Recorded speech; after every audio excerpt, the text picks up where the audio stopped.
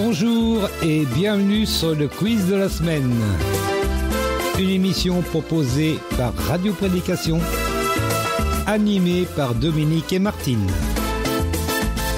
Bonjour à tous, j'espère que vous allez bien, que vous êtes en forme. Je surveille un petit peu mon son parce que faut pas qu'il soit trop fort, sinon ça va faire mal dans les oreilles. J'espère que vous êtes tous en forme. Bonjour Martine. Bonjour messieurs, mesdames les auditeurs. Bonjour mon cher mari. Es-tu en forme Martinette? Oui. Bon. Alors, aujourd'hui nous allons bien sûr continuer dans Apocalypse. Nous allons donc voir le chapitre 17 et le chapitre 18. Le chapitre 17, je crois, c'est mes souvenirs sont bons, 18 versets, le 18 en a 24, c'est ça. Merci Martine. Et puis voilà, alors côté musique, je suis retourné du côté de Gezer Vevo. Gezer Vevo, je rappelle qu'ils ont une chaîne YouTube, sur YouTube, ça aide aussi. Gezer Vevo, vous allez me dire, mais qui c'est ce Gezer Vevo? J'ai été chercher un petit peu sur Wikipédia. Et donc, Gezer, c'est Bill Gezer, en fait. William J. Bill Gezer, qui est né en 36. C'est pas tout jeune. Il a quel âge, cet homme? 83 ans, voilà. Et avec son épouse, donc, ils chantent tous les deux. Ils font, mais plein de choses également. Je vais vous lire un petit peu ce qui marque sur Wikipédia. Donc il est né en 36, il est chanteur et compositeur américain de Southern Gospel. Il est à la fois l'auteur de plusieurs chansons à succès comme It Touch Me, j'aurais pu le passer, tiens, mais bon, tant pis. Ou Because He Lives, qui sont reprises par de nombreux artistes de la CCM, mais aussi il est chanteur basse bien connu pour avoir fait partie du Bill Gezer Trio et membre du groupe Gezer Vocal Band, dont il est le leader depuis sa création. Bill Gezer est une figure de l'industrie de la CCM, ayant œuvré pour son émancipation et sa visibilité. Il accompagne de nombreux artistes dans leur carrière, crée son propre label, sa propre chaîne télévisée et se trouve être à l'origine des GMA Dove Awards, voilà, des récompenses chrétiennes. Sa carrière musicale compte 6 Grammys et 26 Dove Awards, dont celui de compositeur de l'année, à 8 reprises. Allez, compte 8 ans. Il reçoit également le prix de compositeur chrétien du siècle avec sa femme Gloria Gezer par l'American Society of Composers and Publishers. Bon, on a parlé de la CCM, vous allez me dire, c'est quoi la CCM? La CCM, c'est en fait en français la musique chrétienne contemporaine, tout simplement, et qui est un genre de musique populaire moderne interprétée par des artistes et des groupes chrétiens qui se concentrent sur des sujets liés à la foi chrétienne. La CCM émerge à la fin des années 60 avec certains artistes issus du Jesus Movement. La musique chrétienne contemporaine se distingue de genres plus traditionnels et exclusivement liturgiques comme le Negro Spiritual, le Gospel et le Southern Gospel, adoptent ainsi les styles plus récents. Aujourd'hui, le terme est généralement utilisé pour désigner les styles de pop, rock, louange contemporaine. Voilà, vous en savez un petit peu plus que tout à l'heure. Bon, on l'écoutera, j'ai eu beaucoup de difficultés. J'ai chargé 6 chansons. On va pas les écouter toutes les 6. Je vais choisir entre... faut que j'en choisisse 2. On verra, je vais improviser. Il y en a une, je vais quand même passer parce qu'elle est très très jolie. Ça s'appelle, que je retrouve, I've Decided to Follow Jésus. J'ai décidé de suivre Jésus en français. Vous la connaissez. Si. Et puis après j'hésite. Il y a Good News et puis Being Happy. 2 titres qui sont assez rock. Moi j'aime bien. Sur ce, on va s'attaquer à la question de la semaine qui nous est posée par Petro de l'Éternel chaque semaine. Oui, en plus. J'allais justement t'en parler. Mais je n'en doute pas, je sentais que tu y pensais très fort et puis la transmission de pensée est venue jusqu'à moi. Oui, donc notre ami de Petro de l'Éternel qui a posé donc encore une bonne douzaine de questions cette semaine et puis j'en ai choisi une, c'est la meilleure, mais bon, j'en ai choisi une. J'aime bien choisir des questions où il y a des références bibliques qui vont avec, parce que moi je préfère me voir avec la Bible, pas avec autre chose. Alors, la question de la semaine. Je reprends mon petit calepin, voilà. Alors, la question de la semaine de Petro de l'Éternel sur Twitter. Alors, cette question, elle n'est pas facile.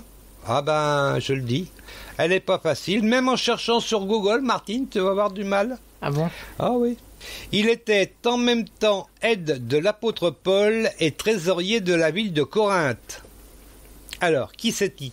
Est-ce que c'est Onésime, Éraste, Trophisme ou Aquila? Ouais, j'ai prévenu, hein. C'est pas facile. Je vous donnerai les tendances des tweetos après la pause, la première pause musicale. Et puis, on verra ce que les tweetos répondent. On verra. Voilà, si vous voulez vous répondre à cette question sur le site de Radio Prédication, vous cliquez sur la petite enveloppe verte qui se trouve à gauche sur le site.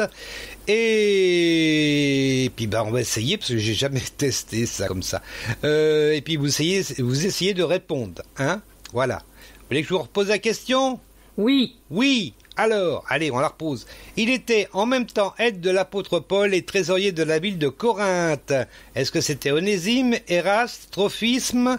Il y a quelqu'un qui vient justement d'arriver sur le site et je ne sais pas s'il va répondre à la question. Alors, donc, voilà, on a posé la question. Maintenant, on va écouter tout simplement l'enregistrement du chapitre 17 de Apocalypse. On écoute tout de suite. Je rappelle que je les mets en ligne dans la semaine sur le site de Radio Prédication, toujours, radioprédication.fr et sinon radioprédication.jimdo.com également.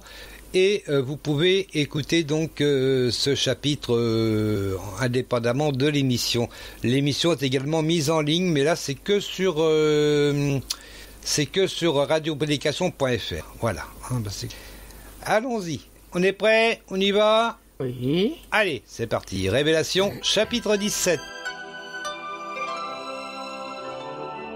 Apocalypse, chapitre 17, dans la Bible du Semeur.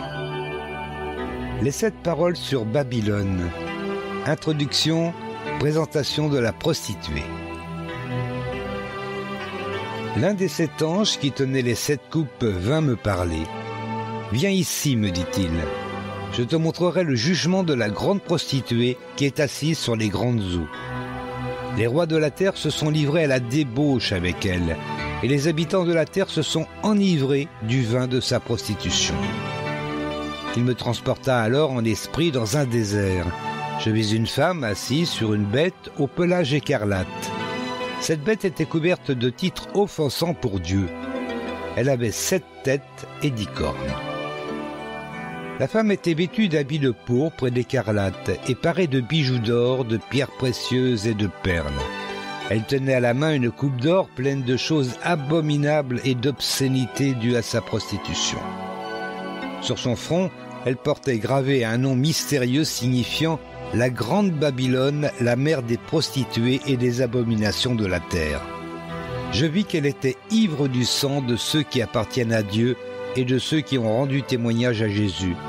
À sa vue, je fus profondément bouleversé. Première parole, le mystère de la prostituée. L'ange me demanda « Pourquoi t'étonnes-tu ainsi ? Je vais te dévoiler le mystère de la femme et de la bête qui la porte, cette bête aux 7 têtes et aux 10 cornes. La bête que tu as vue était, elle n'est plus. Elle va monter de l'abîme pour aller à la perdition. Les habitants de la terre, dont le nom n'est pas écrit dans le livre de vie depuis la fondation du monde, s'émerveilleront en voyant la bête, car elle était, elle n'est plus, et elle viendra. C'est ici qu'il faut une intelligence éclairée par la sagesse. Les 7 têtes sont 7 montagnes, sur lesquelles siège la femme. Mais elles représentent aussi 7 rois. 5 d'entre eux ont été renversés, un autre règne en ce moment, et un autre n'est pas encore venu. Une fois qu'il sera là, il ne doit rester que peu de temps. Quant à la bête qui était, et qui n'est plus, elle est elle-même un 8e roi.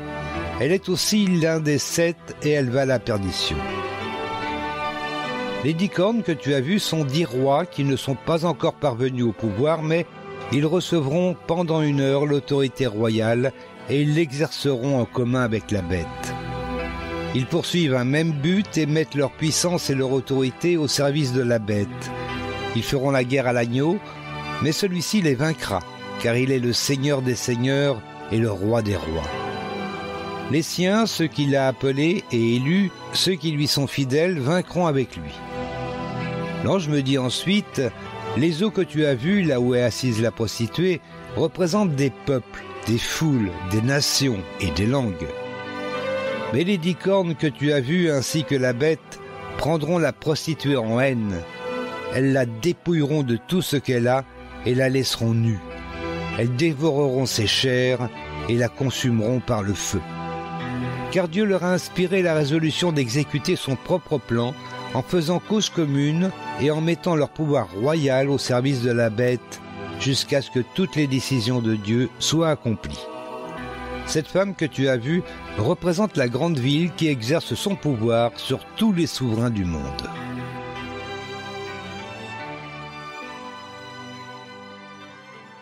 C'était le chapitre 17 de Révélation. Les questions vont porter sur ce chapitre.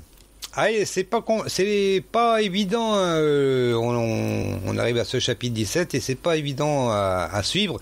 Donc c'est pour ça que c'est important de l'écouter. C'est pour ça qu'il y a des questions aussi. Ça permet de reposer, de revenir un petit peu sur les différents versets que nous lisons. La première question, on y va Martine ? On y va. On y va. Bon, alors, faut que je remonte là, voilà. Alors, la première question, je vais la poser parce on verra. Qui est la grande prostituée ? De toute façon, on y reviendra de toute façon. Qui est la grande prostituée ? Est-ce que c'est Babylone, Jérusalem ou le Caire ? Pourquoi le Caire ? Qui est la grande prostituée ? Babylone, Jérusalem ou le Caire ? 10 secondes, j'espère que c'est pas trop fort.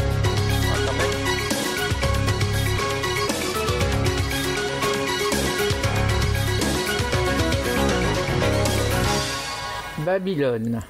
Alors, tu m'as dit Babylone, je pense que c'est une bonne réponse.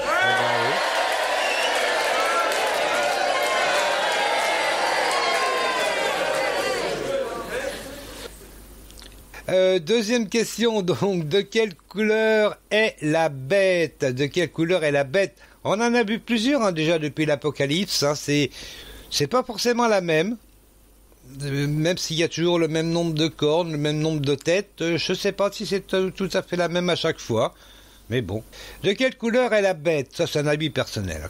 Quelle est la couleur de la bête ? Donc verte, bleue ou rouge ? Quelle couleur est la bête ? Verte, bleue ou rouge ? Allez, 10 secondes.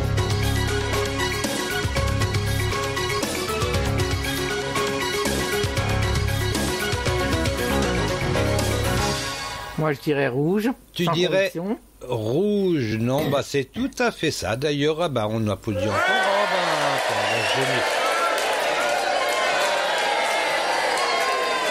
En fait, dans le texte, c'est marqué écarlate, mais voilà, écarlate, ça correspond à rouge. Donc, c'est pour ça que je me suis pas mouillé, d'ailleurs. Voilà.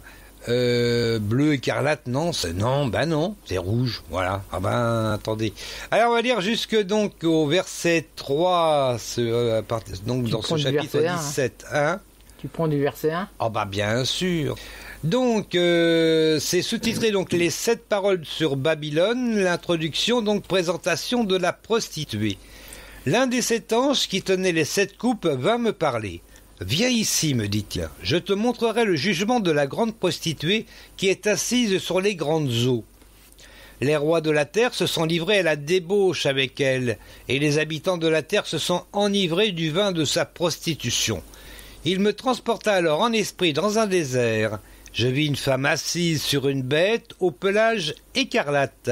Cette bête était couverte de titres offensants pour Dieu. Elle avait 7 têtes et 10 cornes. Alors, on trouve toujours les 7 têtes et les 10 cornes, mais je ne sais pas si c'est toujours la même bête à chaque fois qu'on en parle. Je vais tourner mon micro vers moi, ça sera peut-être mieux. Voilà, c'est mon avis, ça vaut ce que ça vaut. Et du coup, on va passer à la question 3. Déjà ? Dites donc. Alors, la question 3. La femme était ivre de vin, de sang ou de bière ? La femme était ivre de vin, de sang ou de bière. Allez, c'est 10 secondes, comme d'hab.